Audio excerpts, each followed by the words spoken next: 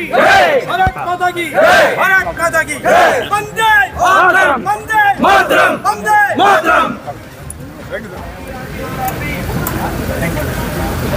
Of the regiment होने के नाते यहाँ पर आज कोटद्वार आया हूँ और साथ साथ आज मुझे मौका मिला हमारे वीर माताओं को और वीर नारियों को मिलने का और उनको सम्मानित करने का। गढ़वाल राइफल्स का कर्नल ऑफ द रेजिमेंट होने के नाते मैं ये बताना चाहता हूँ कि गढ़वाल राइफल्स भारतीय सेना में ही नहीं बल्कि पूरे विश्व में सबसे अच्छे रेजिमेंटों में से एक है। मैं आज हमारे सैनिकों को और हमारे गौरव सेनानियों को ये बताना चाहता हूँ कि भारतीय सेना हमारे देश में सबसे अच्छे संस्थानों में से एक है और हमने जो है इसके गर्व को और शान को हमेशा ऊंचा रखना है। एक आखिरी सवाल, लोग अग्निवीर को लेकर बड़ा वो रहता है, अग्निवीर तैयार हो रहे हैं, लोगों को कुछ डाउट रहता है सर? मैंने आपको पहले भी बताया है कि अग्निवीर एक बहुत ही अच्छा स्कीम है और ये स्कीम इसलिए बनाया गया है कि देश के नौजवानों को जो है आर्मी और मिलिट्री डिसिप्लिन से अवगत कराया जाए एक, और फौज जो है 4 साल रहने के बाद अग्निवीर को इस काबिल बना देगा कि दुनिया में कहीं भी वो सफलतापूर्वक काम कर सके। मुझे इस स्कीम के बारे में कोई डाउट नहीं है और मुझे पूरा विश्वास है कि ये स्कीम अच्छा देगा। Thank you. धन्यवाद। आज जैसे कि आपको मालूम है यहाँ पे हमारे उप सेना अध्यक्ष लेफ्टिनेंट जनरल NS राजा सुब्रमणी PBSM, ABSM, SM और BSM 31 जुलाई 2025 को भारतीय सेना से सेवानिवृत्त हो रहे हैं और उस सेवानिवृत्त से पहले कि वो Garhwal rifles and Garhwal squad के कर्नल कमांडेंट भी हैं, इस उपलक्ष्य में यहाँ पे पहुँचे और उन्होंने हम लोगों के अपने जो कार्यवृत्त उनका रहा है पूरा सेवा काल के दौरान और उन्होंने क्या क्या उपलब्धियाँ और क्या क्या काम पूर्व सैनिकों वीर नारियों को लेके उसका पूरा यहाँ पे उन्होंने विवरण रखा है और हम लोग बड़े गौरवान्वित महसूस करें कि आज जैसे कि साहब ने कहा कि मेरे द्वारा यहाँ पे और colonel commandant Garhwal rifle regimental centre Vinod Negi साहब BSM के माध्यम से यहाँ पे एक बहुत बड़ा हॉस्पिटल वेटरन हॉस्पिटल खुलने जा रहा है। मैं दिल की तरह से साहब का आभार प्रकट करना चाहता हूँ और मैं चाहता हूँ कि साहब सेवानिवृत्त के बाद भी इसी प्रकार सामाजिक और पूर्व सैनिकों और वीर माताओं और वीर बहनों के साथ जुड़े रहें, जिसके माध्यम से हम आगे आने वाले दिनों में एक नए कोटद्वार के नगर निगम में जो ये बवाल हुआ, क्या मामला था ये जरा विस्तार से बताएंगे? एक महिला सफाई कर्मचारी है जो सुबह सुबह अपना सफाई करने जाती है, तो पार्षद द्वारा उसके पीछे कैमरा लेकर घूमा जाता है सुबह सुबह। किसी भी महिला को फॉलो करने का किसी पार्षद का अधिकार नहीं है। यदि उसके कोई कार्य में रिपोर्ट है तो आप SI द्वारा, नगर द्वारा, ये सुपरवाइजर द्वारा उसको बताइए। ये पार्षद के नियम में कहाँ था कि वो महिला के पीछे घूमेगा फोन लेकर? ये कहाँ का अधिकार मिला है उसको? यार उस महिला ने रिपोर्ट लिखाई है और उसको गाली गलौज तो अपना नाला निकाल, नहीं तो तेरा बाप निकालेगा, ये सब उसको प्रयोग करे गए हैं विपिन डोभाल द्वारा। जो आपने एप्लीकेशन दी उसमें छेड़छाड़ के आरोप भी लगे हैं? हाँ, छेड़छाड़ का आरोप भी है। यदि आप किसी महिला को आप फॉलो कर रहे हो क्या नाम मना करने के बावजूद, तो आप इसका मतलब कुछ आपकी कोई नियत में खोट है या आपकी कोई नियत ठीक नहीं है महिलाओं के प्रति। इसका तो यही है। और क्या कार्रवाई चाहते हैं?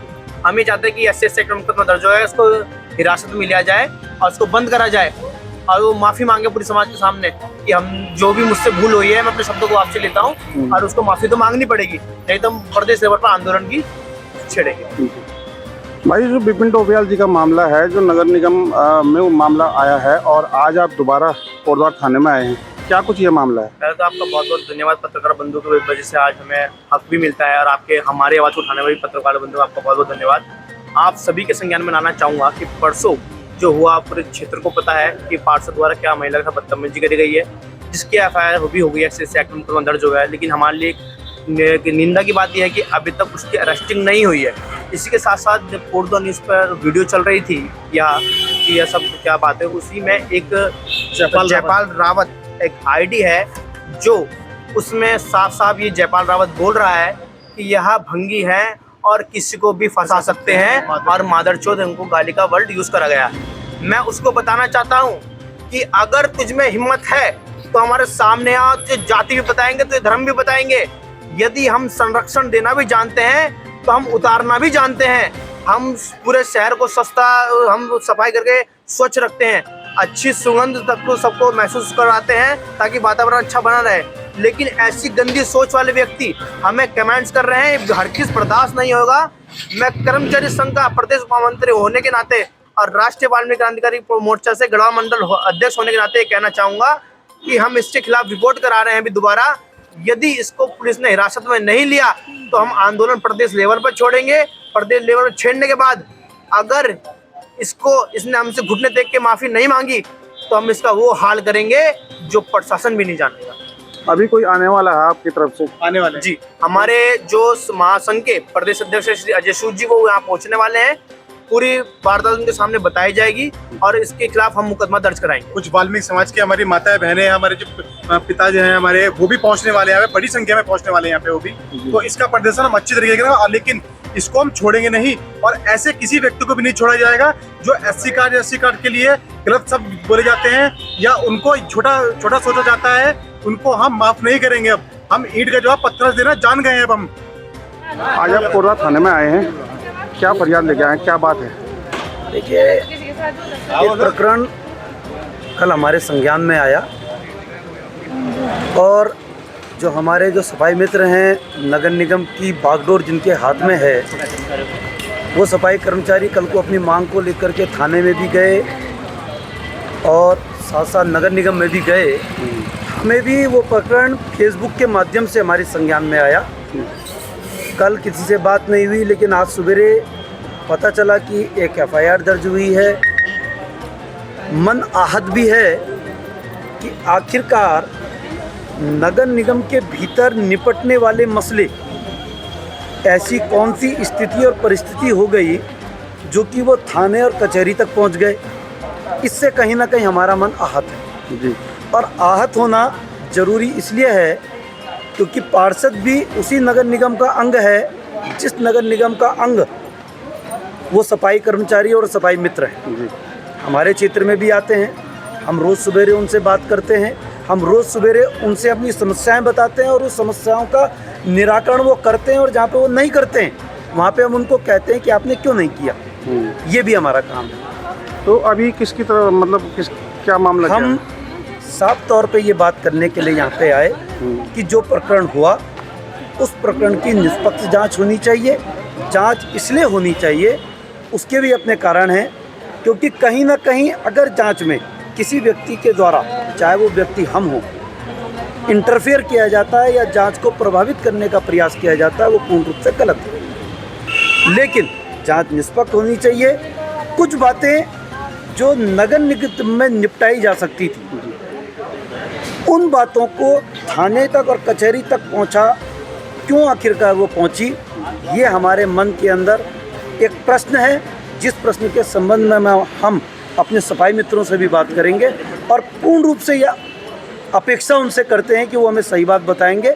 और हम भी जिन पार्षद जी के संग ये मुकदमा दर्ज हुआ है उनसे भी मिलने का प्रयास कर रहे हैं कि आखिरकार ये घटना क्या थी और आखिरकार इस घटना को क्या कमरे में बैठ के सुलझाया जा सकता है।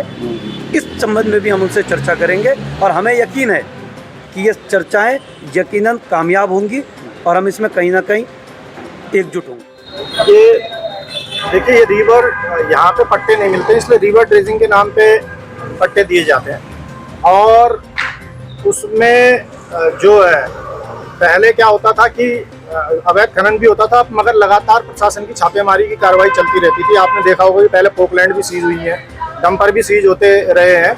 जितनी बार भी प्रशासन ने छापेमारी की उतनी बार वो वहाँ से डंपर पकड़ के लाए, पोकलैंड पकड़ के लाए, JCB पकड़ के लाए। इस पूरे प्रकरण में इस बार एक बार की भी छापेमारी हमारे संज्ञान में तो नहीं। दूसरी बात क्या है कि पहले जो नियमावली बनी है वो नीतियों के अनुरूप बनी है।